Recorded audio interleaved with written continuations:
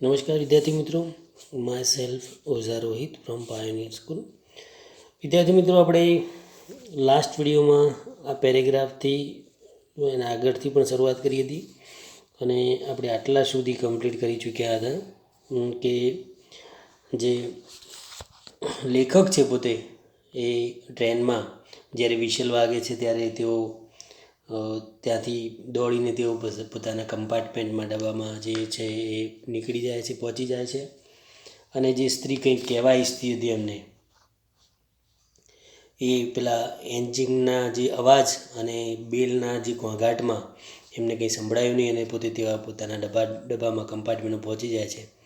જ્યારે I watch her at the platform slipped away, slipped એટલે વહી જવું, ત્યાંથી પસાર થઈ જવું, ત્યાંથી નીકળી જાય છે.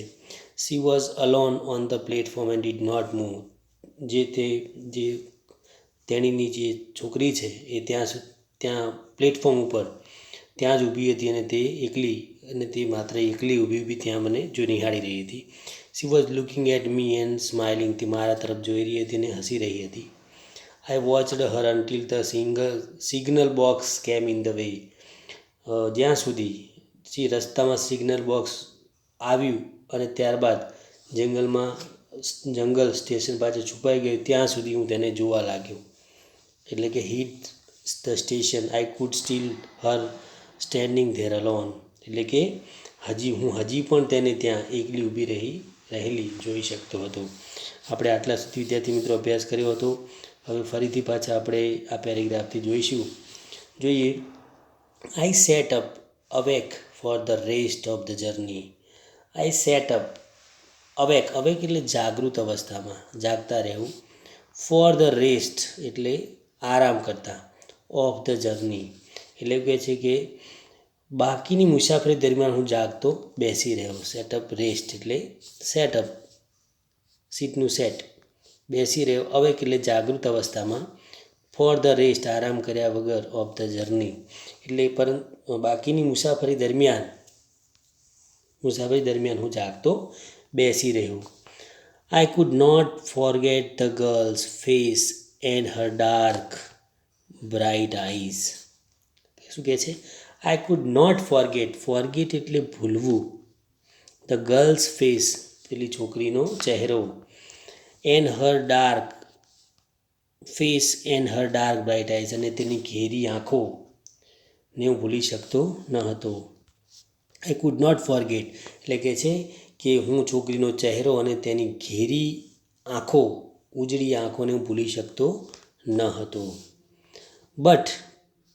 પરંતુ વેન આઈ રીચડ દેહરા, પરંતુ જ્યારે હું દેહરા પહોંચ્યો, ધ ઇન્સિડન્ટ એટલે ઘટના, ગોટ બ્લૂડ એન્ડ ડિસ્ટન્સ.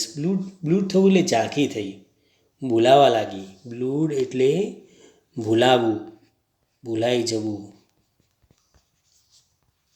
કે ઝાંખું થઈ જવું. એની યાદ છે કેવી થઈ ગઈ વિદ્યાર્થી મિત્રો કહે છે કે ઝાંખી થઈ ગઈ. But when I reached Dehra, જ્યારે હું દેહરા પહોંચ્યો ત્યારે એની જે યાદ છે, આ ઇન્સિડન્ટ, આ ઘટના, એ બ્લૂડ એન્ડ ડિસ્ટન્સ એ લાંબા અંતરને લીધે કેવી થઈ ગઈ? ઝાંખી બની. એવું કહે છે. પરંતુ જ્યારે હું દેહરા પહોંચ્યો ત્યારે આ ઘટના મને ભૂલાઈ ગયું. કારણ કે આગળ છે for there were distance, long ડિસ્ટન્સને કારણે હું ભૂલાઈ ગયો એમ. For there were other things on my mind. અને જે નવા વિચારો છે એ મારા મગજમાં આવ્યા. For there were other things એટલે કે બીજા વિચારો, ઓન માય માઇન્ડ અને મારા મગજમાં બીજા વિચારો, એ બીજી બાબતો હતી. It was only when I was making the return journey 2 months later. It was only when I was making the return journey 2 months later. એટલે કે 2 મહિના પછી.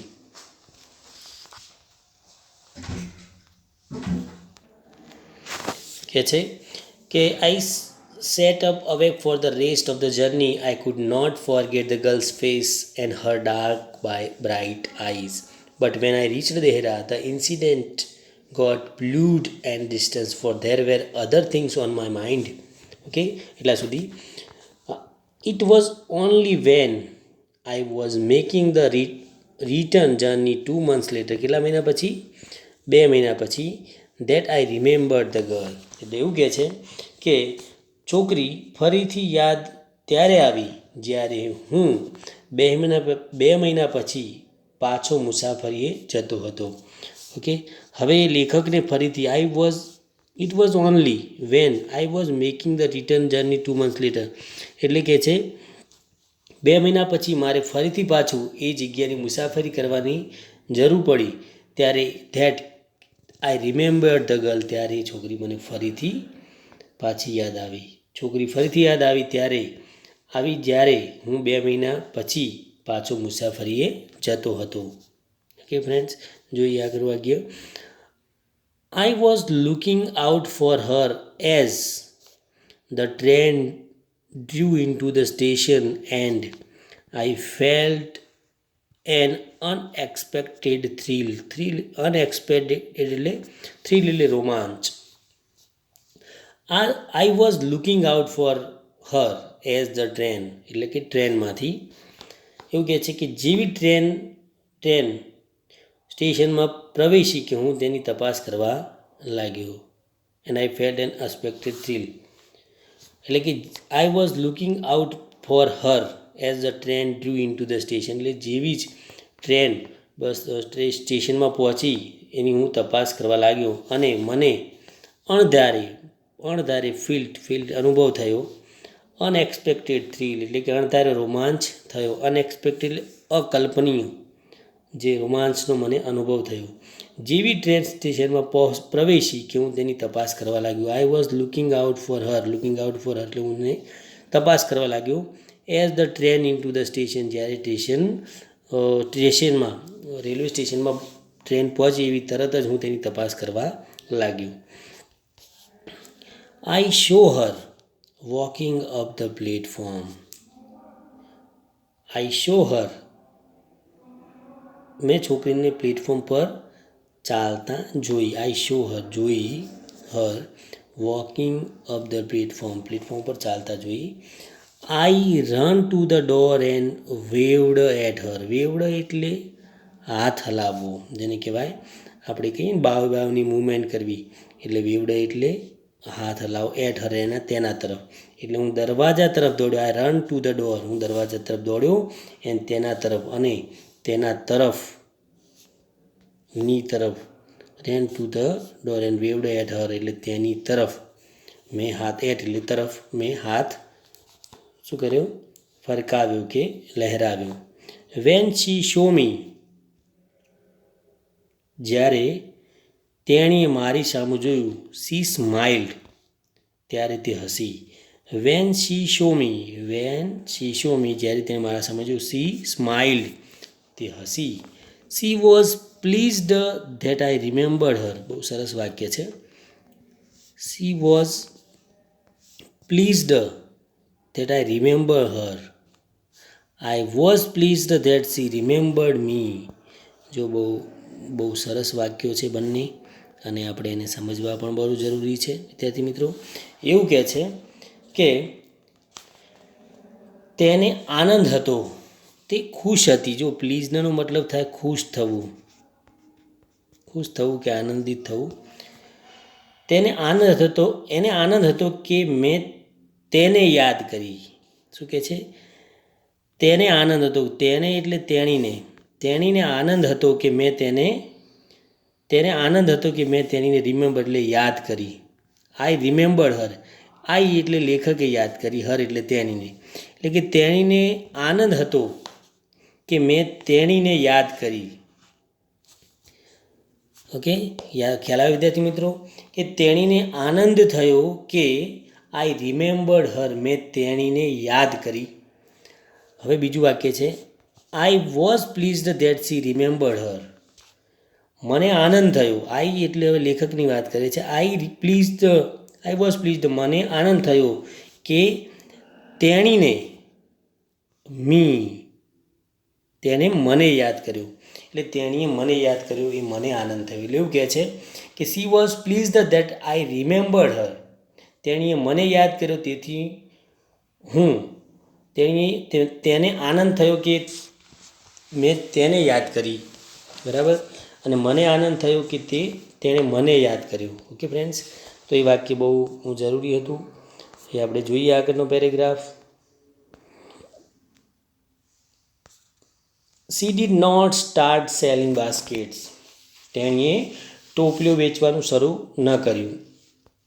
She did not start selling basket but came straight to the tea stall. Straight એટલે સીધી, to the tea stall. પરંતુ સીધી જ ચાના સ્ટોલ પર આવી. તેને ટોપલીઓ વેચવાનું શરૂ ન કર્યું, તે સીધી જ ચાની પરંતુ તે સીધી ચાની જે સ્ટોલ છે, દુકાન, ત્યાં આવી. Her dark eyes were suddenly filled with light. શું કહે છે? તેની ઘેરી આંખો અચાનક જ પ્રકાશિત થઈ. Filled with light. Her dark eyes, એની આંખો, સડનલી એકાએક, ફિલ્ડ વિથ લાઇટ, એકાએક ચમકવા લાગી, પ્રકાશિત થઈ, ચમકવા લાગી. We said nothing for some time but we spoke without word. બહુ મહત્ત્વનું વાક્ય છે. We said nothing for some time. અમે થોડો સમય કંઈ બોલ્યા વગર, પરંતુ વી સ્પોક વિધાઉટ વર્ડ્સ, પરંતુ શબ્દો વગર બોલ્યા. અમે કંઈ શબ્દો વગર બોલ્યા. We said something for some time, બરાબર છે. અમે થોડા સમય કંઈ ન બોલ્યા, એ વાસ્તવિકતા છે. પરંતુ વી સ્પોક વિધાઉટ વર્ડ, પરંતુ અમે શબ્દ વગર બોલ્યા. અમે કંઈ બોલ્યા નહીં, પરંતુ અમે શબ્દ વગર બોલ્યા. સરસ વાક્ય છે. We said nothing for some time. We said nothing for some time. અમે કંઈ જ બોલ્યા નહીં. બટ વી સ્પોક વિધાઉટ, પણ અમે શબ્દ વગર બોલ્યા. Okay. I felt the impulse to put her on the train there and then and take her away with me. I feel the impulse. ઇમ્પલ્સનો મતલબ શું થશે વિદ્યાર્થી મિત્રો? Impulse, I fell the impulse એનો મતલબ થાય છે કે જ્યારે આપણે આવેશ કે પ્રેરણા આપીએ કોઈને. ઇમ્પલ્સ એટલે કે ઇન્સ્પાયર્ડ કરવું, બરાબર છે. તો I fell the impulse to put her on the train there and then and take her away with મી. શું કહેવા માગે છે કે હું આવેશમાં કે પ્રેરણામાં આવી ગયો અને મને થયું કે તેને ત્યાં ટ્રેનમાં મૂકી મારી સાથે લઈ જાઓ, એટલે કે ટ્રેનમાં બેસાડી મારી સાથે લઈ જાઓ. I fell the impulse to put her એટલે બેસાડી, ઓન ધ ટ્રેનમાં, ધેર ત્યાં, એન્ડ ધેન અને પછી, and take her away with મી, અને હું તેને ટ્રેનમાં બેસાડીને મારી સાથે લઈ જાઉં. એવી મને પ્રેરણા, એવું હું આવેશમાં આવી ગયો અને મને થયું કે તેને ત્યાં ટ્રેનમાં મૂકી મારી સાથે લઈ જવું, બરાબર છે. Okay friends. I could not bear the thought of watching her vanish in to the darkness of Deoli station. I could not bear, bear, BEAR. બિયરનો મતલબ શું થશે વિદ્યાર્થી મિત્રો? કે સહન કરવું. મારાથી સહન ન થતું હતું, અસહ્ય હતું. બિયર એટલે સહન ન કરવું,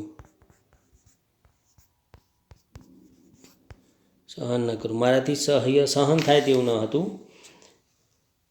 કે I could not bear the thing એટલે વિચારીને શકો. વોચિંગ હર વેનિશ એટલે અદૃશ્ય થઈ જવું, અદૃશ્ય થઈ જતી. ઇન ટુ ધ ડાર્કનેસ એટલે કે અંધારપટમાં, ઓફ દેવલી સ્ટેશન એટલે કે દેવલી સ્ટેશનમાં ના અંધકારમાં તેના અદૃશ્ય થવાનો વિચાર હું સહન કરી શકતો નથી. એટલે કે દેવલી સ્ટેશનમાંથી પોતે અદૃશ્ય થઈ જાય, અંધકાર ભર્યા જગ્યા પર થવાનો વિચાર, થોટ એટલે વિચાર, હું સહન કરી શકું કે જોઈ શકું તેમ ન હતો. બહુ સરસ વાક્ય કહે છે કે પોતે આ સ્ટેશનમાં, દેવલી સ્ટેશનમાં, અંધકારમય જગ્યામાં તે અહીં અદૃશ્ય થઈ જાય થવાનો વિચાર હું સહન કરી શકતો ન હતો. I took the basket from her hand and put them on the ground.